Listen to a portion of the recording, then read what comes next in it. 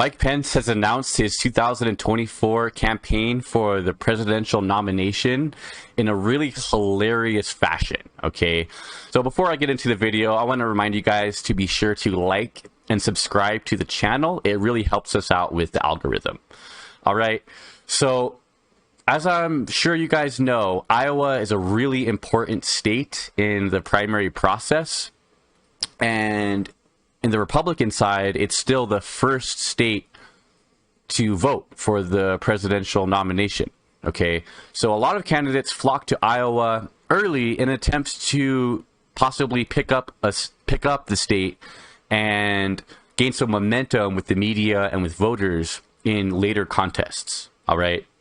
So I'm going to go ahead and jump into the video here. Right now, former Vice President and Indiana Governor Mike Pence is running for president. Pence has filed the paperwork to launch his 2024 campaign. He'll be challenging his old boss, former President Donald Trump. And Republican presidential hopefuls were in Iowa this weekend. The field of candidates is expected to grow even more crowded this week. ABC's Rachel Scott is in Des Moines. Nearly the entire Republican field crossing paths in Iowa this weekend, making their pitch to voters. If we choose another path, we can restore American greatness. America is not a land of oppression. America is the land of opportunity. As a crowded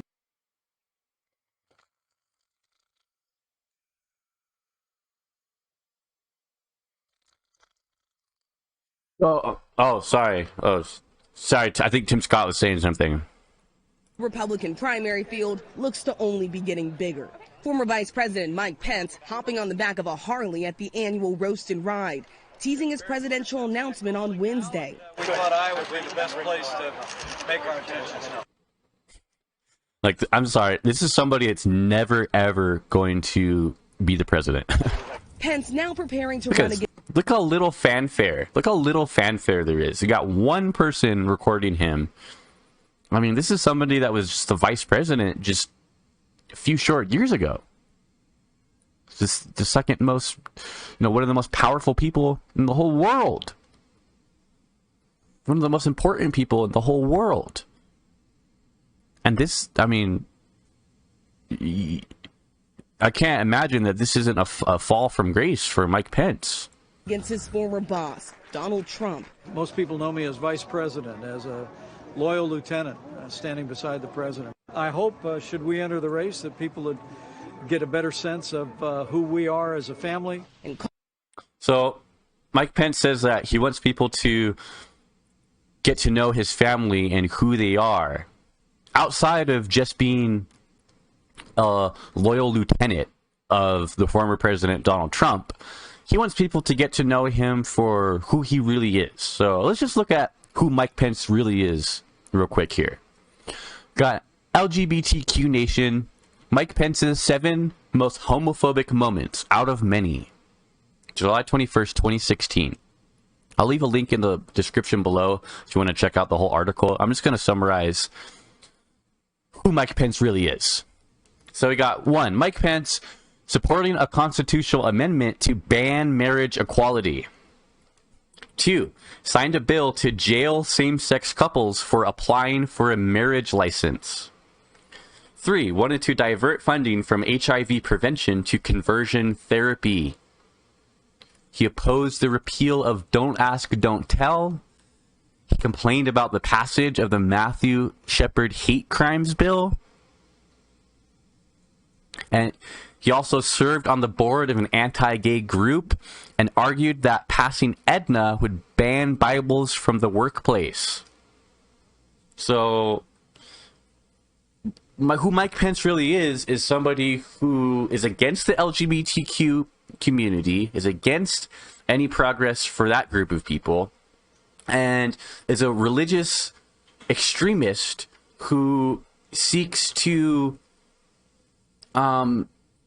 ostracize and demean any group that doesn't believe what he believes religiously. Okay? And he wants Christianity to be the #1 religion in the nation because he thinks that that's morally right.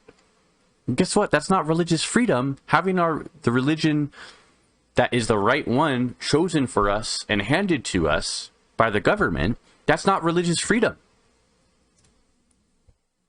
Calling out the former president on his praise of North Korea's leader Kim Jong-un. Whether it's my former running mate or anyone else, no one should ever be commending or congratulating the brutal dictator of North Korea.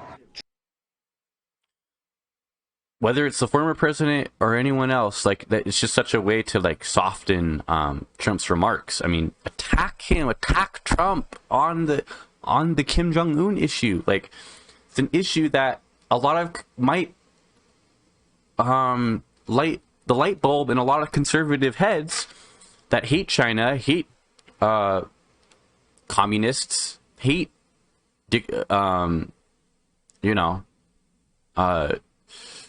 just communist movements. They like use the Kim Jong-un issue and springboard it into an attack.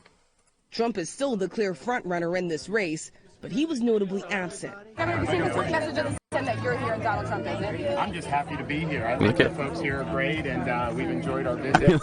Look at DeSantis slink away from any question about Donald Trump. You could see him physically slink. He does this. Watch this. Let's watch this again. He was notably absent. Governor, you think it's a message of the send that you're here and Donald Trump isn't? I'm just happy to be here. I think the folks here are great, and we've enjoyed our visit. We'll be back a lot. Florida Governor Ron DeSantis pitching Florida as a model for the country. We need to dispense with the culture of losing. Florida shows it can be done. Others making it clear it's time for a change. Does the party need to be headed in a new direction? You know, I think the party needs a new generational leader. We've lost the last 7 out of 8 popular votes for president, and that's not. Like, where is she being interviewed right now? Like, outside of some building in front of a vending machine and an ice cooler? What is this? Something that we should be proud of. My crowd's getting bigger, the enthusiasm is getting higher. I'm just keep doing what I'm doing. When you're having these national leaders, they're saying we need a different leader than Donald Trump. You know, that's a pretty powerful message. No, they're not saying that, Asa Hutchinson. The GOP largely is still totally behind Trump. And if you look at his poll numbers after the indictment by Alvin Bragg, his support's gone nothing but up. And as Trump's legal perils continue to unwind, and Trump has more ammo to say, oh, look at me being persecuted. Look at me taking the dagger from the establishment swamp, coming after your guy, taking the dagger for you.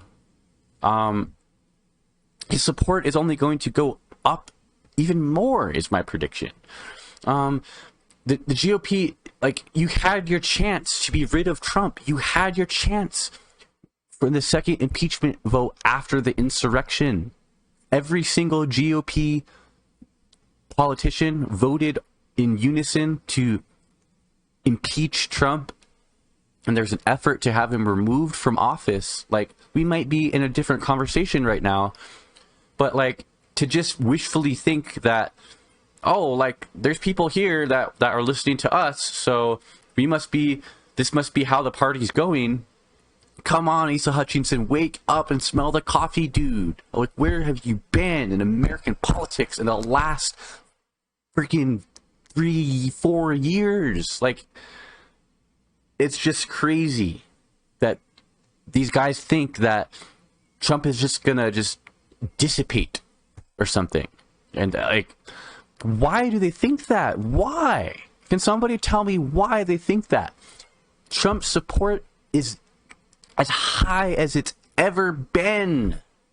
I mean, give me a freaking break. As the frontrunner in this race, former President Donald Trump largely playing by his own rules. He's been avoiding those larger cattle calls with all the candidates. Okay, so that's pretty much it for this. Yeah, pretty remarkable stuff here. Not sure where some of these candidates have been in terms of just their